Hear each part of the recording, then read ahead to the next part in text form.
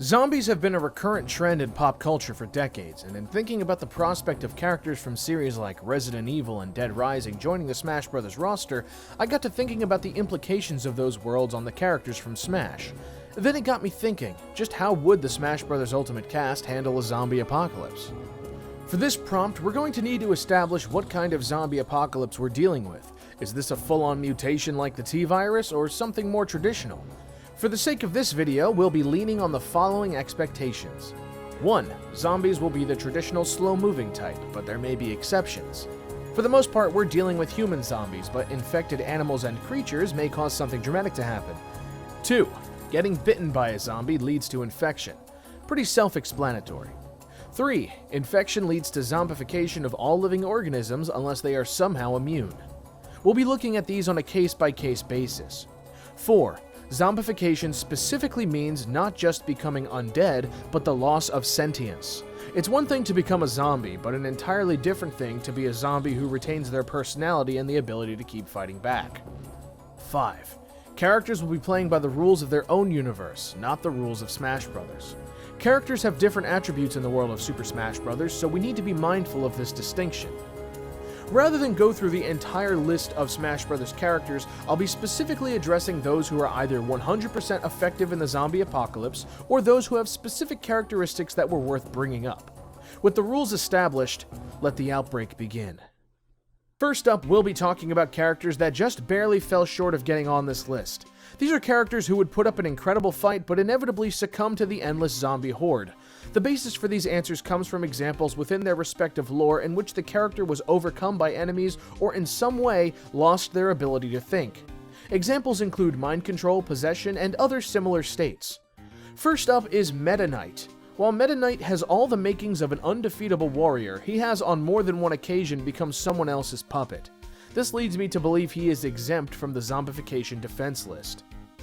Next up, we have Ganondorf and Zelda. Holders of the Triforce of Power and Wisdom respectively, Ganondorf has been turned into a berserker on more than one occasion, particularly in his Beast Ganon form.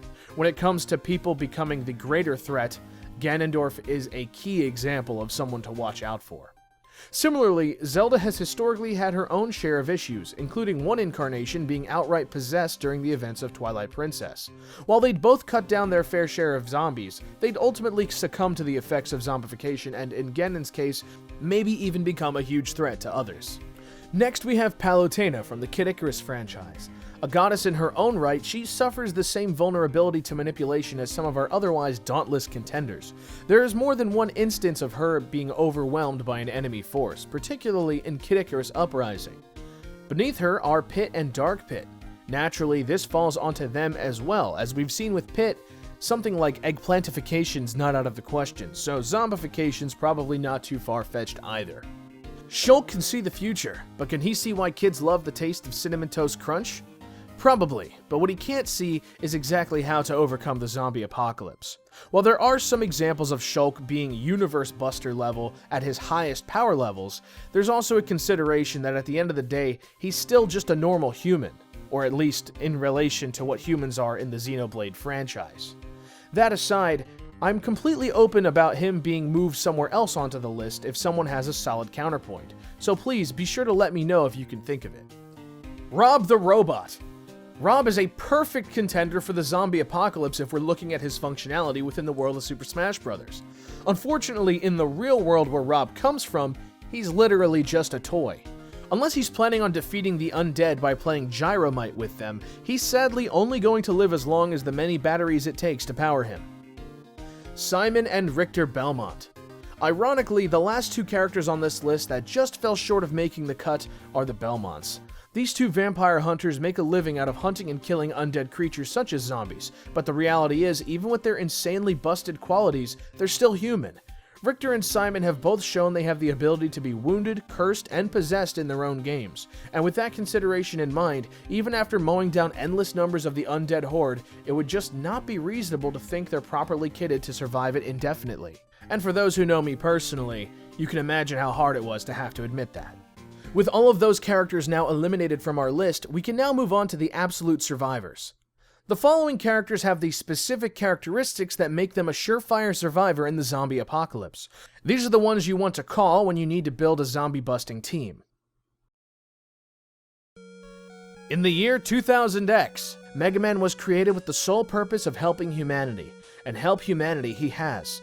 Mega Man's many deeds of heroism mostly come down to stopping renegade robots and thwarting the plans of Dr. Wily, but in the context of a zombie apocalypse, the fact that he's a robot makes him the ideal candidate for dealing with this problem. Infection is not something we need to worry about here. The only virus he would need to worry about is something like Roboenza, and I highly doubt that's a concern this time around.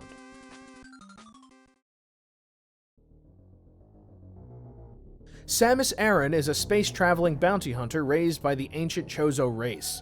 Samus has a number of superhuman qualities, but her place on this list comes from her very special equipment. Samus wears the Varia suit, a powered exoskeleton that lets her not only achieve incredible feats, but offers her unrivaled protection from the elements and external forces.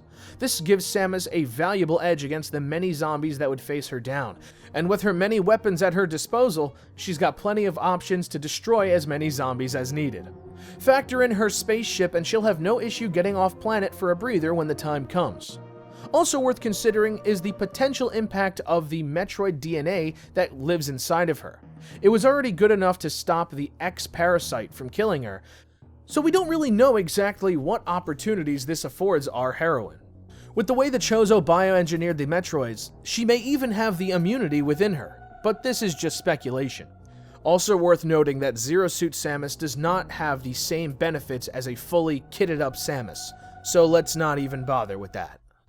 Next up on this list is an unexpected candidate. With a slew of psychic powers at his disposal, Ness has a tremendous offensive and defensive advantage against most of his foes. Unfortunately, Ness also has the human limitation of being potentially zombified. That's no good. So then, how exactly did Ness make it onto this list? To answer that, we'll need to take a look at how Ness and his friends managed to face the evil Gygus, and that means a heavy spoiler for the Earthbound game. In order for Ness and his friends to defeat the final boss, the group would have to travel back through time. Unfortunately, doing so was impossible for living people. Ness and his friends made the brave sacrifice to give up their bodies so they could be transferred into robots, all so they could save the universe from this evil threat. Tragically, Ness would lose his physical body, but by going through this process again, he could theoretically be immune to zombification and still have his offensive abilities as well. Captain Olimar and the Pikmin are an unexpected presence on this list. The reason they managed to survive has little to do with their actual abilities and more to do with their physical characteristics. Olimar is not even 1 inch tall, meaning he's comparable of size and stature to a bug. While he could, in theory, be attacked by zombies, the little space captain is simply too small to notice or bother with. Coupled with the fact that he wears a highly durable spacesuit and regularly makes a habit of spending each night in the planet's atmosphere up in his spaceship, the Hokotation captain is exempt from zombie troubles. He's not the one you'd want to call for backup, but at least he and his Pikmin will most likely be safe. In terms of sheer power and skill, Bayonetta is in a league all her own. Compared to the other survivors on this list, Bayonetta goes far beyond. The Umbral Witch is known for her dazzling style and hair, but in truth her power goes far beyond summoning the power of the underworld to do her bidding.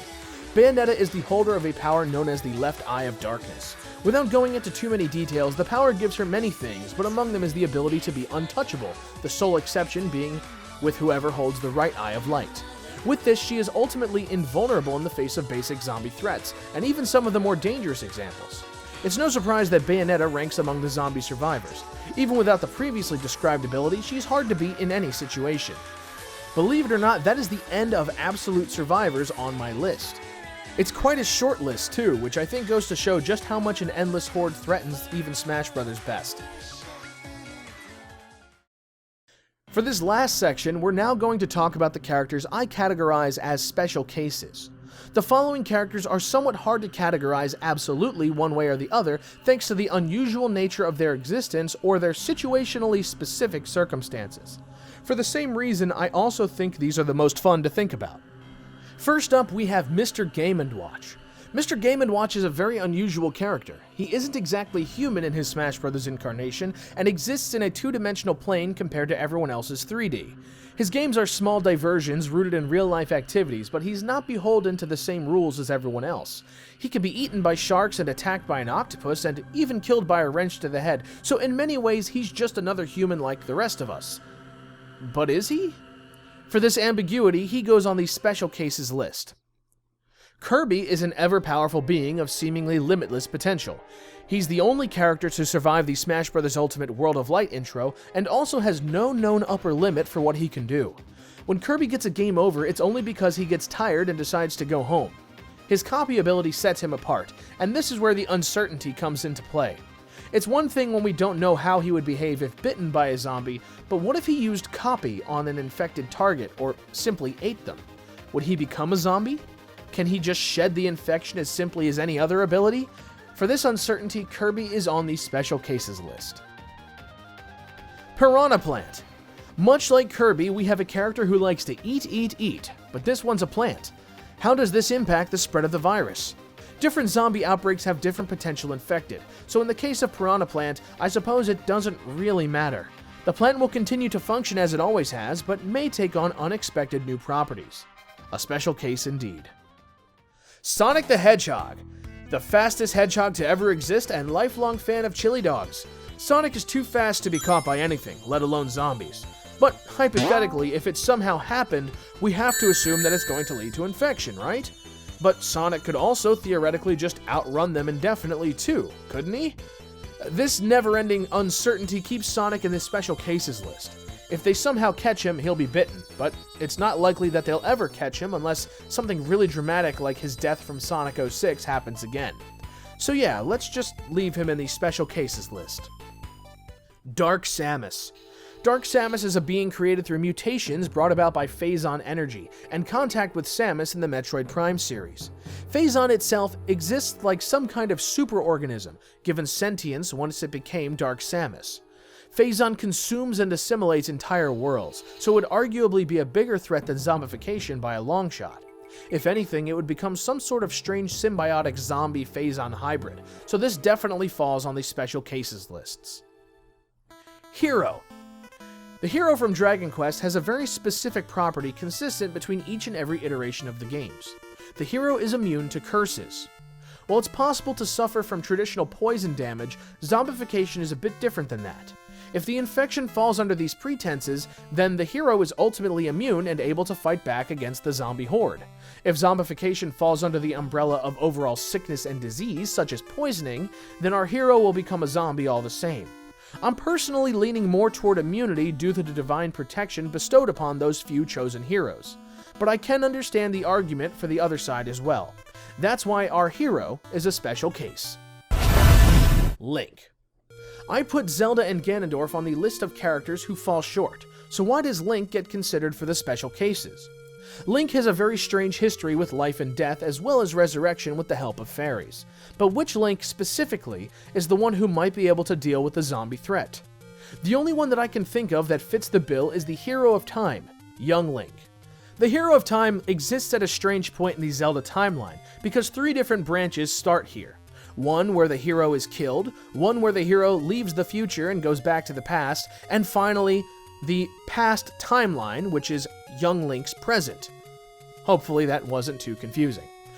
In the timeline where this Link returns to the past, we learn in Twilight Princess that he survived only to one day die before passing on his skills, and according to some sources, before doing so, became a Stalfos.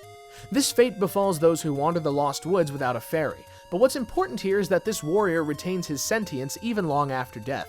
The hero's shade is able to pass on his swordsmanship to his next in line, the hero of Twilight. On top of this, and arguably more important, Young Link has a very special power that he and he alone brings to the table. The Hero of Time carries with him the Ocarina of Time, a magical instrument that allows him to do many things, including manipulate the flow of time. Before leaving Hyrule, Princess Zelda sends him off with her blessing, noting that the Goddess of Time is protecting him. And in Majora's Mask, Link learns the Song of Healing, a magical melody that brings peace to restless souls, and as seen in more than one instance, can even remove curses. It's unclear if zombification could be considered a curse, but adding this special song to his arsenal offers us not only a warrior capable of continuing beyond his own limits, but also maybe even the ability to cure zombification entirely in others, just like he does in the Music Box House with the Gibdo's curse. We can't know 100% if Link's immune to becoming a mindless zombie, but at the very least we have enough to argue that he is an exceptional case to consider. With all of these examples covered, we've finally reached the end of our list. Despite having over 70 options to choose from, there are actually surprisingly few characters who would undoubtedly survive the endless nightmare of a zombie apocalypse. Of course, many of the characters do have a means of fighting back for some time, but only a small handful have the means to stop themselves from becoming zombies in the long run. For all the others, it's simply not having the right tools or characteristics to do the job. Having heard this list, do you think there are any characters I missed or didn't properly categorize? Please feel free to cover them and provide your reasoning in the comments. I had a lot of fun thinking about this between different runs of Resident Evil 3 Remake. Anyway, until next time, this is Stanpai, thanks for watching, and I hope you've enjoyed this video. Be sure to click like and subscribe, check out some of the other videos on the channel, and as always, let me know what you thought. Stanpai. You want Stanpai? I'll give you Stanpai!